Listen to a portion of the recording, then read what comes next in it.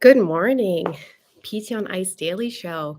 How are you all? I am Dr. Lindsay Huey, lead faculty for extremity management, along with Dr. Mark Gallant and Dr. Eric Chacones.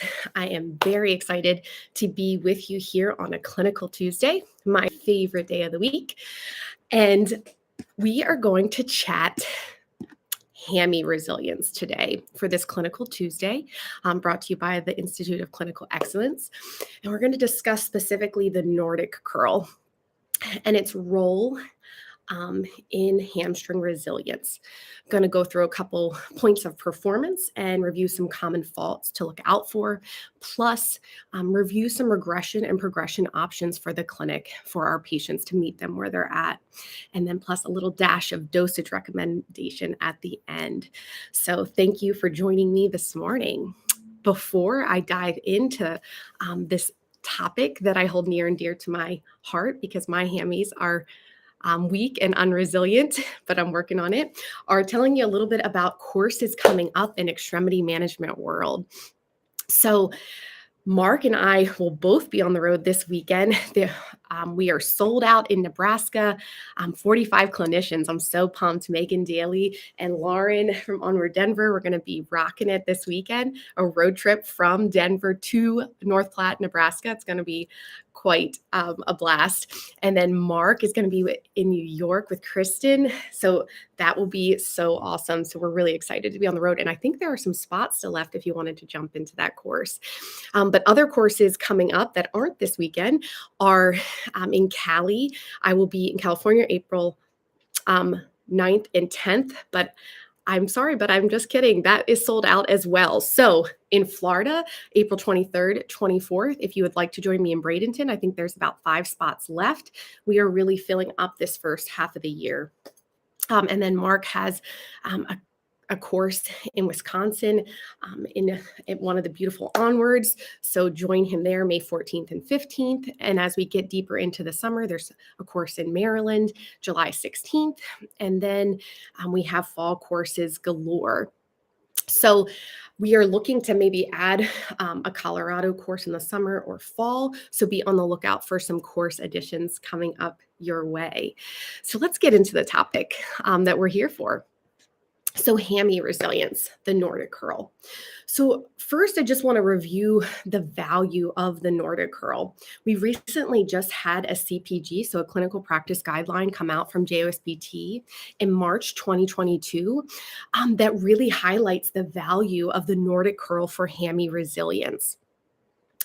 And specifically, when we're thinking about hamstring strain injury prevention. So this needs to be in our repertoire in the clinic and when we're rehabbing our patients for return to sport, because success looks like not only return to sport, but no re-injury. And so it's really our job to equip our humans to be able to meet the demands that their hamstrings are placed under when they're in sport, especially with running and fast movements. And so we have grade A evidence now that says this is a part of injury prevention and it has to include the Nordic curl. So while this is not standalone, of course, right, we still need education on proper warm up paired with stretching, stability training, strengthening, and sport specific movements such as agility and speed when we're thinking about rehabbing our hamstrings. Know that it's part of a full package. But today I am just concentrating on the Nordic curl, its benefits, and proper kind of points of performance when you are using this in the clinic. So one thing to note as we're thinking about the benefits of the Nordic curl is to think about how most hamstring strains occur. So they usually occur in one of 2 ways. So either an eccentric loaded position, so they're in a lengthened position like speed running, and it usually happens in swing phase or early heel strike. And primarily biceps femoris is involved here. Secondly, often it can occur with an overstretched position where we're in hip flexion and our knees are extended. Maybe it's when we're kicking a ball or we're picking up something off the ground. So we need to train in that lengthened way.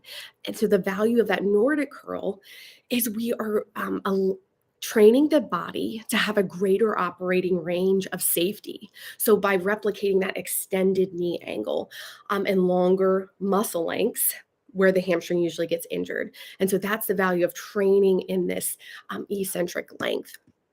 Little review, I know most of my listeners know this, but the the hamstring group, right? We have biceps femoris, semimembranosus, and semitendinosus. The Nordic curl targets all of those. And as a review, remember the hamstrings are to flex the knee joint and they're responsible for thigh extension. They also serve a stabilizing role in the knee and hip joints. One other cool thing, and anatomical wise and nerdy wise, is the other job of the hamstring is when a person starts to tilt forward, they activate the hamstrings to counteract that tilting movement of the pelvis in order to prevent falling. And so the Nordic curl already pre-positions this kind of tension with the lean forward position. So it's like they're pre-tension, and then you demand length and then concentric return. So lots of value here. So not only do we have solid evidence for the Nordic curl in our prevention and rehab programs for hamstring strain injury, but it's biomechanically set up to really require all the hammies to be on deck, facilitating length and strength. So points of performance now. So I've kind of sold you on why it's so great. When we're thinking about that Nordic curl, there are some kind of must-have setup wise, and then we'll kind of discuss how you can work on that eccentric length and return in both regressed and progressed ways. But first off, knees should be about hip width apart and supported. I usually like an RX pad, that works nice. And then ideally that shoulder hip knee is a constant line. And I'm going to stand up just for a second and hopefully not go over view, but ideally, right, shoulder hip is stacked and knee. You can put a little angle here on board as long as that maintains throughout. So a little bit of tilt is okay as long as that doesn't change throughout the lowering phase. But we really do want to avoid excessive anterior pelvic tilt. That hyperextension can cause some discomfort in the spine and or residual pain, which we don't want. So if you can keep your human straight, advocate for that. The next thing is feet need to be secured and they need to be in a dorsiflex position. The reason that it needs to happen is we're trying to train posterior chain, right? We want to avoid anterior chain dominance. And in that plantar flexion, you tend to want to push up on the return from your quads, especially if you're a quad dominant athlete like myself. And most of us are anterior dominant humans, right? We really want to dial in posterior chain. So that dorsiflex position is key. And if you can do MTP extension as well, even better. Some of our patients aren't going to be able to tolerate that amount of MTP extension. So there's a little hack. You could put a foam roller under the base of the lower leg to take off the demands on MTP extension. So far we have knees hip width apart, shoulder hip knee straight. We want our feet secured dorsiflex position. And then we also want our feet to be in neutral. So we're not trying to bias one of the other hamstrings. We want all of them, right? So the feet have to be in neutral. So they can't turn in or out. That secure piece, by the way, is key, right? Whether you're securing by holding down with a partner, if you're holding your patient and securing their limb, make sure you weigh more than them. Or if you're using a bar that's secured, if you're using the Nordic, this is a really cool, there is no relationship, by the way, with ice. I just love this product, the Nordic. You can just put it under the door. This is another way to secure lower legs, but make sure that part's dialed in. So once we're all set up and secure, then we're going to start lowering. So there's that eccentric face, right? Where our trunk is going to go all the way down and we're going to get to full knee extension. So we want our thighs to touch the ground. And then that concentric return can be really, that's the most challenging part. And I'll say as we travel across the country, there's maybe one in every course or none. Every other course, there's someone that can actually do this full movement without assistance. But your hands, the patient's hands, are that kind of that absorptive guide on the way down, and then they can either push back and spring back, or ideally they would just pull from their hamstring. So we usually will have an internal focus cue here, like move from the knees, because we really want that return via hamstrings, not via the butt. So that hip angle we talked about, I don't want this to increase as the patient moves up. So these are those kind of major points of performance when we are training the Nordic curl. Now, some regressed options, because this is where we often start with our patients, and then I'll talk about the progressed and then let you get back to your mornings.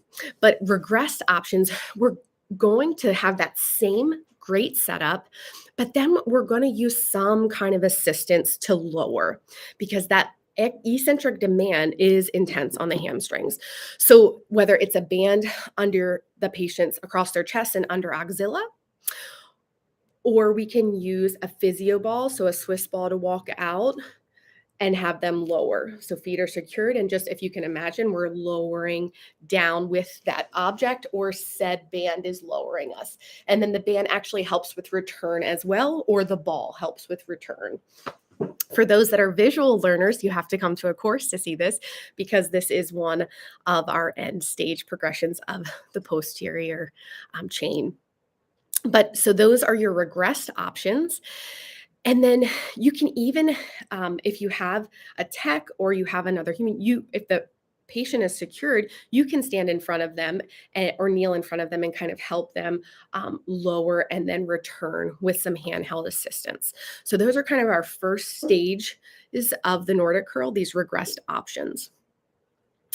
And ultimately, we want to get to a progressed options where we're having that nice setup, straight alignment, feet secured, whether it's from the bar, whether you have a Nordic ham curl machine or the Nord stick, you're going to have that patient focusing on lowering without any assistance. And then initially they'll push off with their arms in return. And then ultimately, when they get better and better at that, then no push off required. It's just the hammies generating the length and then that strength of return. The superstar athletes know how to load them as well. If they are owning that full range down and up without a push off, adding some load to their anterior chest or band resistance the other way to make it harder for the return. And we do have some of those stellar athletes on board. So be mindful of how to challenge them. Now, some of you might be thinking, like, how do I know when to get to the progressed version, Lindsay? Brett Contreras is a great resource here, PhD and author of the Glute Lab. He's also known as the Glute Guy. He gets nice glute booty gains. If you follow him on Instagram, you know. So, but he's kind of rule of thumb is that when a patient can lower halfway on their own, so lower that anterior chest and keep that nice alignment about halfway without needing any assistance from a band or you, then they're probably ready to that more progressed version where we're lowering and pushing off with our arms, and then eventually no push off, just totally generating the movement from the hamstrings. So follow that rule. I think that's a great way, about half range of motion down and nice and controlled, and then start working on final stage progress version. Finally, I want to leave you just with a dose tip, because this movement is hard to very hard when we're thinking about it on an RPE. So it's about 85% to 90% of a 1 rep max. It's your body weight. It is hard. It's one of the hardest movements I think that we teach at our extremity management class, but it is powerful in our hamstring strain injury resilience programming. So make sure that it is in your repertoire. But the dose that is key here is that 5 by 5. So 5 reps, 5 sets, 3-minute break in between, because this is so taxing to those hamstrings. It's a hard activity. So there needs to be good rest on board. Sometimes even less, right? So accumulating about a 25 rep total, maybe we dial that back and we do 3 reps at a time, and you do more sets, like 8 sets, at getting closer to that 25 rep max, but 25 rep total. But please make sure that you're giving that appropriate rest time. So in summary, the Nordic curl resilience package looks like getting a good setup, right? Meeting the patient where they're at in that regress version, and then progressing to a progressed point. Looking out for those common compensatory faults that make the Nordic less effective. Dose at these lower rep intensities because this is a hard one. Thank you for your time this morning. I love being here on a Clinical Tuesday. Have a beautiful rest of your day, everyone.